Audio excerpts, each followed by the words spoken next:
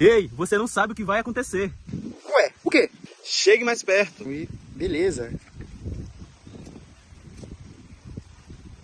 Hoje nós iremos ver as 5 principais heresias. E já te adianto, são as heresias da braba. Heresia 1. Cristianismo judaizante. Eram aqueles que defendiam a necessidade dos cristãos gentios, não judeus, seguirem as tradições e as leis judaicas. Eles acreditavam que, para ser salvo, um cristão deveria primeiro se submeter à lei de Moisés. Resposta da igreja. O cristianismo judaizante foi enfrentado diretamente pelos apóstolos, especialmente por Paulo. No Concílio de Jerusalém, por volta de 49 a 50 d.C., ficou decidido que os cristãos gentios não precisavam seguir as leis judaicas. Paulo argumentava que a salvação vinha pela fé em Cristo, e não somente pela observância da lei mosaica. Isso ajudou a estabelecer o cristianismo como uma religião separada do judaísmo. Heresia 2. Gnosticismo. O gnosticismo era uma corrente religiosa e filosófica que afirmava que o mundo material era mau e que a salvação vinha através de um conhecimento secreto, acessível a apenas alguns poucos. O gnóstico via o Deus do Antigo Testamento como um ser inferior e ensinava que Cristo era um ser que veio libertar a alma humana desse mundo físico corrupto. Negavam a plena humanidade de Cristo, pois para eles o corpo era mau. Heresia 4. Montanismo. O montanismo enfatizava a profecia contínua e o retorno eminente de Cristo. Montano e suas seguidoras, Priscila e Maximila, afirmavam receber revelações diretas do Espírito Santo e enfatizavam um estilo de vida ascético rigoroso.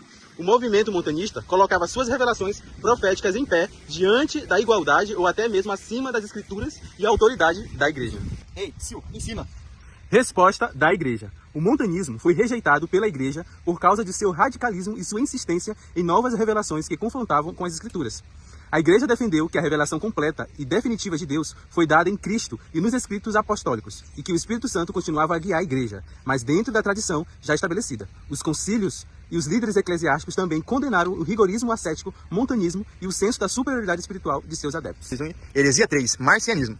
O marcianismo propõe uma teologia radical que rejeitava completamente o Antigo Testamento e o Deus nele descrito. Ele argumentava que o Deus do Antigo Testamento era um Deus inferior, cruel, vingativo, diferente do Deus amoroso revelado por Jesus no Novo Testamento. Marcião criou seu próprio cânon das Escrituras, rejeitando todos os textos que ele acreditava serem influenciados pelo judaísmo, incluindo boa parte do Novo Testamento. Ei, olha pra baixo.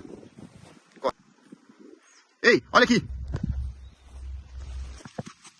A igreja rejeitou o dualismo de Marcião e reafirmou a continuidade entre o Antigo e o Novo Testamento, defendendo que o Deus revelado em ambos era o mesmo Deus. As escrituras do Antigo Testamento foram reafirmadas como parte integrante da fé cristã. Além disso, a reação contra Marcião ajudou a igreja a definir com mais precisão o cânon do Novo Testamento, incluindo os 4 evangelhos e as cartas apostólicas que ele havia rejeitado. Heresia 5. Monarquianismo modalista. O monarquialismo modalista afirmava que Deus é uma única pessoa que se manifesta em 3 modos ou em formas diferentes: Pai, Filho e Espírito Santo, em diferentes momentos. Em vez de serem 3 pessoas distintas, seriam 3 modos ou máscaras de um único Deus. 1.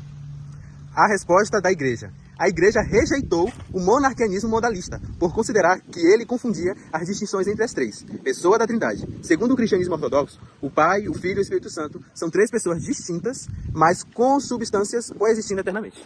Heresia 5. Monarquialismo dinâmico. Essa forma de monarquianismo ensinava que Jesus era um homem comum que foi adotado por Deus e elevado à posição de filho divino em algum momento de sua vida, geralmente no batismo. Segundo essa visão, Jesus não era divino por natureza desde o nascimento, mas recebeu um poder especial de Deus para realizar seu ministério e foi elevado à divindade.